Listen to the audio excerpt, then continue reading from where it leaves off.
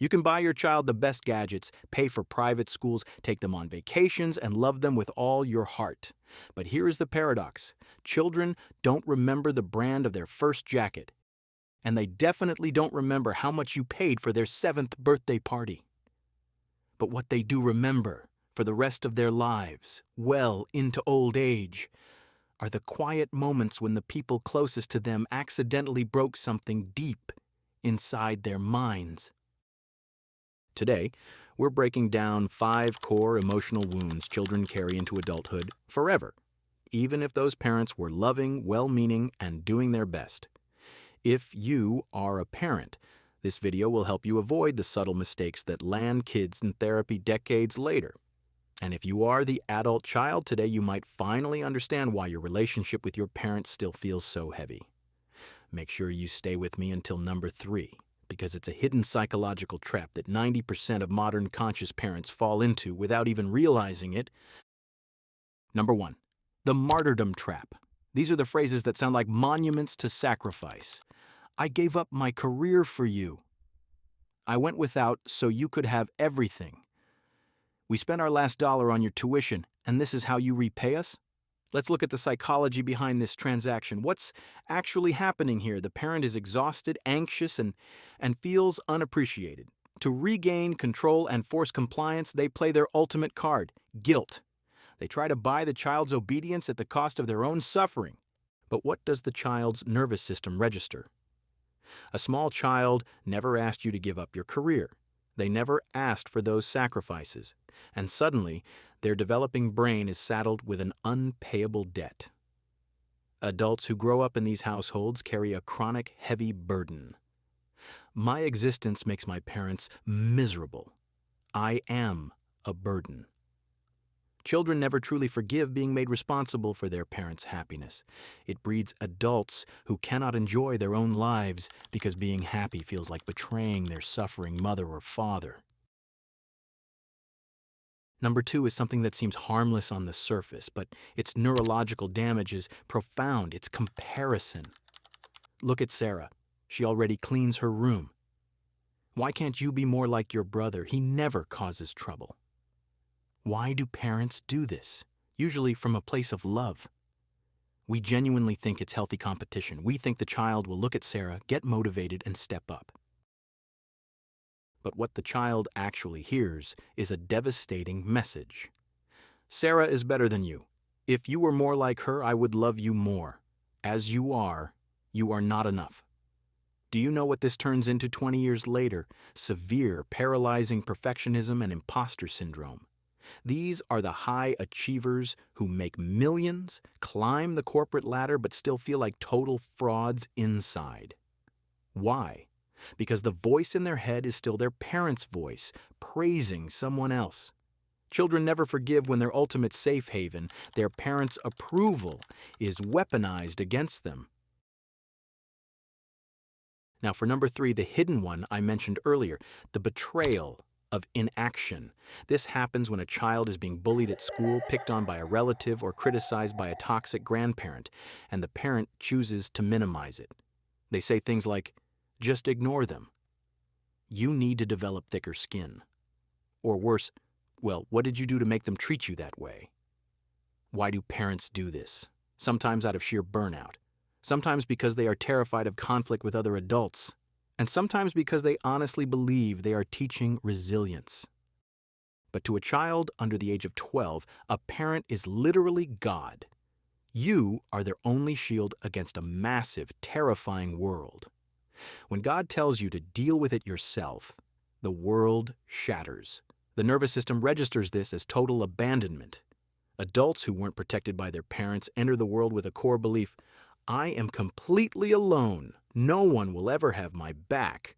The world is inherently unsafe. Number 4 is a silent wound that often looks like a compliment from the outside. It's parentification, treating your child like your emotional equal, your therapist, or your co-parent. This happens when a parent complains to their child about their marriage, talks about financial struggles, or leans on them for emotional support. You're the only one who truly understands me, or you're the adult of the house now. On the outside, These children look incredibly mature. People say, wow, they're so responsible, such a good kid.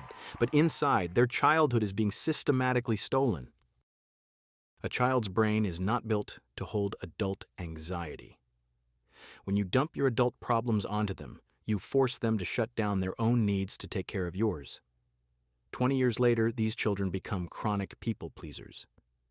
They are the adults who fix everyone else's problems but feel completely empty inside. They lose the ability to know what they want because they spent their entire youth managing their parents' emotions. They carry a deep, unconscious resentment for never being allowed to just be a child. And number 5, perhaps the most critical of all, children never forgive their parents' insistence on being infallible. We are all human. We snap. You might scream at your kid over a spilled glass of milk because you had a brutal day at work and your boss threatened to fire you. That is life. It happens. Children are incredibly resilient. They can handle a lot, but what they cannot handle is when the parent pretends it never happened. When you yell, slam the door, and then walk back an hour later and simply say, dinner's ready. No apology, no explanation. Parents do this out of pride. They fear losing their authority. If I apologize to my kid, they'll lose respect for me. But in the child's mind, a quiet distortion happens. They know they were treated unfairly. But since the parent is always right, the child concludes, my boundaries don't matter, my pain isn't real.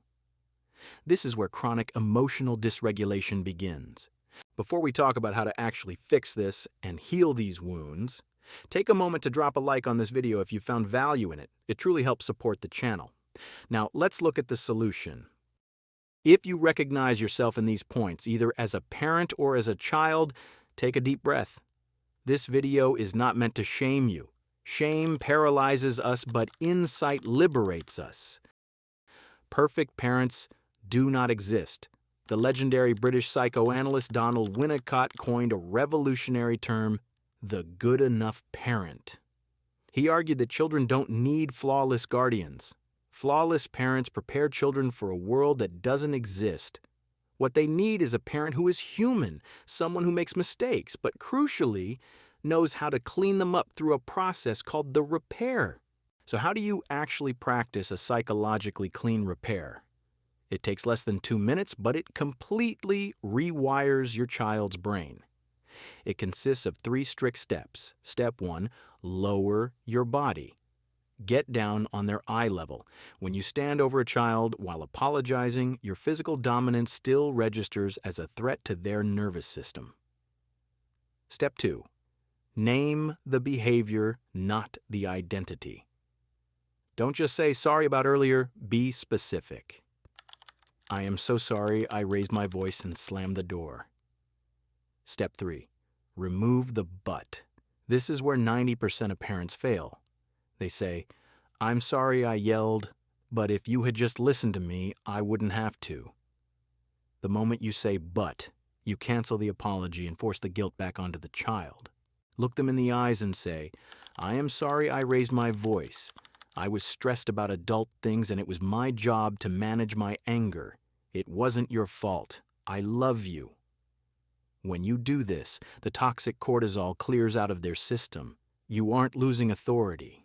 You are teaching them that relationships can be broken, but they can always be mended. But what if you are watching this as an adult child? What if the person who caused your emotional wounds is no longer around or is too defensive to ever apologize? If you are waiting for an emotionally immature parent to validate your pain before you can heal, you are giving them remote control over your happiness forever.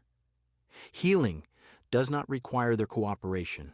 It requires a concept called radical acceptance. This means acknowledging a painful truth. They gave me everything they were capable of giving from their own level of trauma, and it still wasn't enough. It is a tragedy, but it is no longer my debt to pay. You have to become the parent to yourself that you never had. Look at your inner child and validate the pain they dismissed. You are the adult now, and you are safe.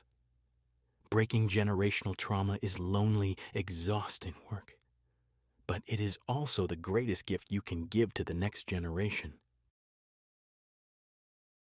If you value this kind of raw, honest psychological insight, subscribe to the channel. Let's keep growing together.